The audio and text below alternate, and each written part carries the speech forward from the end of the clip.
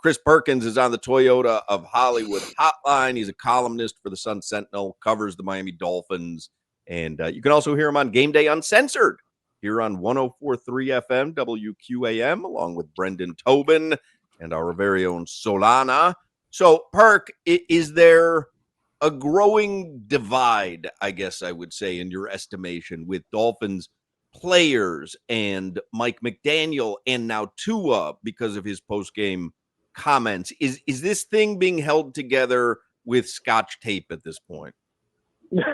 Maybe masking tape, maybe some masking tape, something a little bit stronger, but maybe some electrical tape. But you know what? We don't know yet because we didn't have access to the locker room on Monday. Today is a day off. I'm actually down here at Feed in South Florida, Jason Jenkins' service day. Jason Jenkins, the former Dolphins media relations guy, vice president of the Dolphins. We're helping package food for the homeless. So there's a couple of players down here, Malik Washington and Jonas Vainaya, Kenneth Grant. But I don't know that there's a divide. We haven't been able to talk to the players. I would think that they're not happy. I think the biggest thing that I noticed was yesterday when we talked to players on the podium, Patrick Paul and Aaron Brewer, we asked them what they thought about what Tua said, and they didn't go anywhere near it. They said in-house stuff should stay in-house. And I thought that was a big example of how they think that this matter should have been handled. So that's pretty much all we know right now. But I thought those few words and that gesture said a lot about what they think about maybe how Tua handled the situation. Hey, Perk, you got a guard and a D tackle down there. Let them get some one-on-ones in. Goodness gracious. Go from technique, so right. Go over man. Kick back, smash, rush. Let's work on some hand movement. right. I'm looking just that. Perk, you were there when Tua. It makes no sense to me. Went off the rails with the player-only meeting attendance. Like, where is that coming from in your estimation? Why the hell did he do that post-game? I don't think Tua gets it. I think he's tone deaf to things that how they're going to be received. And, Tua is not a mean-spirited guy. He's not a guy who wants to put people on blast, but I think he's also a guy who doesn't understand how the public is going to receive things. And I think he badly underestimated how this was going to go over publicly. The thing when he said something about I go home and play video games with my kids after games, and that didn't go over well. I think what Tua meant was if I have a bad day at the office, I can go home and play with my kids and they don't care and I'll immediately feel better. But it's not what he said, and it's not how the message was received. And so I think that probably this was one of those situations where he put something out there that shouldn't have been out there, and he had no idea how it would be received. And this thing is blown up into a national story. And he should know, though. He should know. I know that he gets counseled on this stuff. I've been told he's been counseled before when he stuck his foot in his mouth. But for some reason, it just doesn't register with him. And so I think that that's what this is. I don't think he was trying to really put anybody on blast or put their business out there, but he did it, and he should have known better. Is it possible, Perk, that there's a divide between Tua and Mike McDaniel?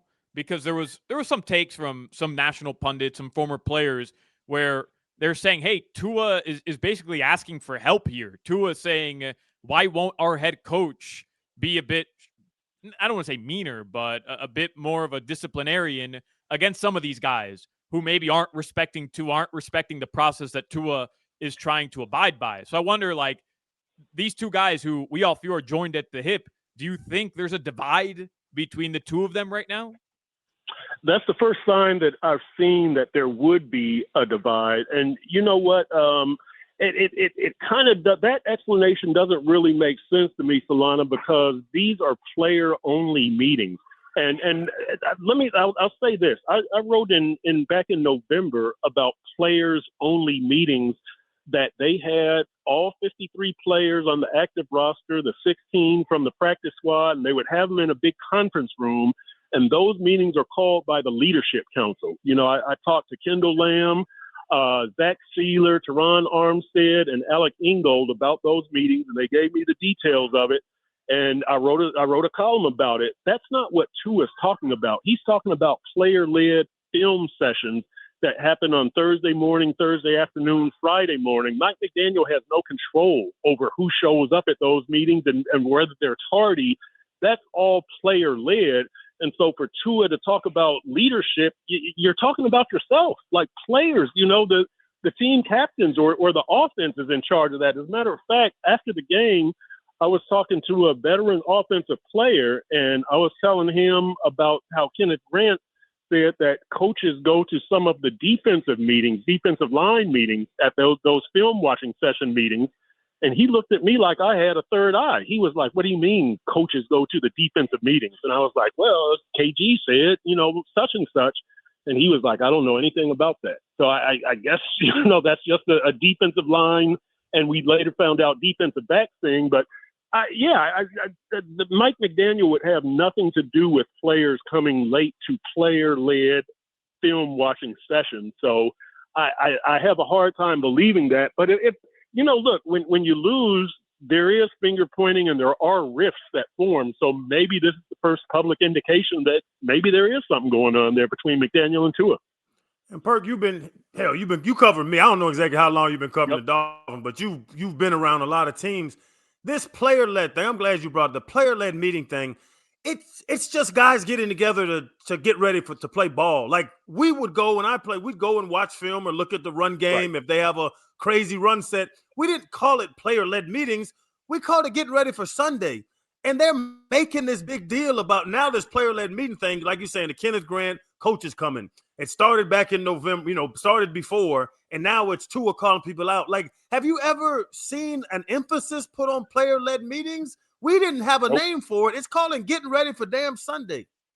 Exactly. And that's part of Tua, like being tone deaf. Like the wording means something here. And you got to be specific. And Tua also said that there's guys that are missing these meetings and showing up late. And then somebody said, as a follow-up, to be specific, Tua, do you mean players are missing the meetings or they're late? And he said late. Yeah. And it's like, but you said missing, and you talked about should we make them mandatory? So I don't know. I think Tua just temporarily lost his mind. And like I say, I think he's tone deaf. He doesn't understand, if you're talking about player-led film watching sessions, say that. That's different than the players-only meetings that are everybody, all 53, and that are called by the leadership council. We're talking about two different things here. Tua's got to be more specific when he communicates, because it leaves room for interpretation, and then that leaves room for people to speculate, and that's the situation we're in. Is there a rift between Tua and McDaniel, and why are coaches have to be being invited to player-led meetings, and why are players late? Did they not respect each other? Has McDaniel lost control of the team? And it just opens the door for all of these questions. Who do you think he was referring to? He was referring to a specific player. I know it. Who do you think it was? Oh, I'm not even going to speculate. I don't know. I love reckless speculation, Perk. This show is built on reckless speculation. My business has a prize on that also now. But last year everybody would have pointed to Tyreek, but you don't say goodbye to the bad guy, right? You can't say that about Tyreek anymore. So I don't know. I honestly have no idea, and I don't even know if he's talking about quarterbacks, running backs, receivers, offensive line. I have zero idea who he's talking about here, how many people he's talking about, what late means, 5 minutes, 30 minutes. Like, and the bad thing is Tua talks tomorrow, quarterbacks talk on Wednesdays. He's going to get peppered with all these questions. I bet there's not one Cleveland Browns question asked tomorrow. It's going to be specify this, specify this. That's exactly what I was going to ask you. What do you think he's going to say tomorrow? Because he's got to try to make this go away. So what do you think he's going to say? I think he answers 3, 4, 5 questions. And after that, I just want to talk about Cleveland. I'm only answering questions about Cleveland. that's probably what I would recommend, even though it's going to come off as kind of BS because you opened this box and now you need to put everything back in it, but you can't put everything back in it.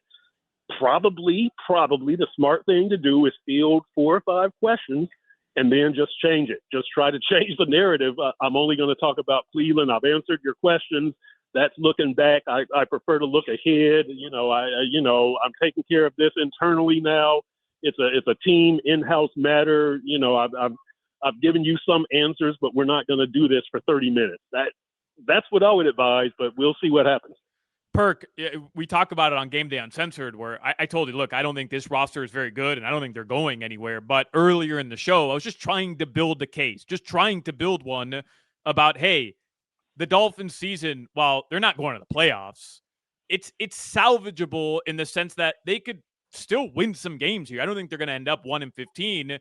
All these games that they've played where they lost, you could make the case. They're 1-score games. They had the ball down the end of the game with a chance to either tie or take the lead. Or in the sense of the other day, they did take the lead. They had the game-winning drive, and they ended up losing the game. Like, is there anything to build on at all? Like, can Mike McDaniel point to something and say, hey, there's still hope here?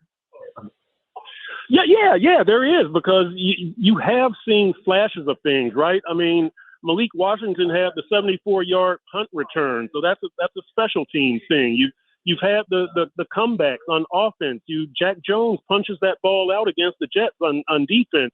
By the way, it will be easier for them to be 0-6 than 4-2 at this point. But we digress. Good point. Yeah. But they're yeah, I know, I'm such a downer. That would ruin Solana's moment there. Right, if you right. pointed that No, out. I mean, he's so right though. You're so right. They're closer to being 0-6 than they are, as close as they are to being 4-2 or whatever. They're way closer to being 0-6. You're right. They are. But there's things you can point to: Darren Waller, Patrick Paul, Devon Achane, Aaron Brewer, Jordan Brooks. Sadly, you can't point to Minka. I don't know if he looks at the standings and he gets more and more pissed off that he's not in Pittsburgh anymore. But I'm surprised, and you can't point to Zach Sealer or Chubb or Phillips. But there are positive things going on with this team. They just have to cross some T's and dot some I's. And that's kind of the difference between good teams and bad teams, though, right? I mean, the good teams are able to take care of those details, and bad teams can't. But there are a few positive things for this team to point to, definitely. Speaking of those positive things, I was going to say, all these positives. This is something else Solana brought up earlier in the show. All these positives you're talking about. Is there a team in the league that would trade any position group with the Dolphins? Not just Waddle. They have to take all their receivers and take all our receivers. Take all our corners, give them all their corners. You think there is a position group that would be traded by any other team? Maybe inside backers where you got Jordan Brooks, Terrell Dodson, KJ Britt, and Willie Gay, although they aren't making many plays. On paper, you would take the edge rushers, but they aren't making any plays. That's about it, right? A kicker and punter. I mean, Jake Bailey has been balling, and Riley Patterson has been a good kicker, but that's kind of weak, huh? So give me your kicker and punter for my kicker and punter. Well, plus, he can't hit a long one, so it doesn't matter. No one's taking Riley Patterson. He can't hit a long field goal. You can't even have him out there. Debatable. Yeah. No, it's crazy how nothing is really going right for this team at this time. It's just absolutely crazy. And you know what? I said this on my podcast today with David Feronis. If this team gets to like 2-9 or 2-8 or something, I wonder if they would trot Zach Wilson out there, wondering, do we have the next retread quarterback in the tradition of Daniel Jones and Baker Mayfield and Sam Darnold? Are we sitting on our next first round washout who's a retread? Let's hope if not. If you're at 2-9, you might trot them out there to see. Yeah, I'd rather see Quinn Ewers out there. All right, Chris Perkins, go continue doing good work in memory of Jason Jenkins. He was a good man, and everybody misses him. And yes, sir. We appreciate everything the foundation does there. Thank you, Perk. Yep. All right, guys. We'll talk.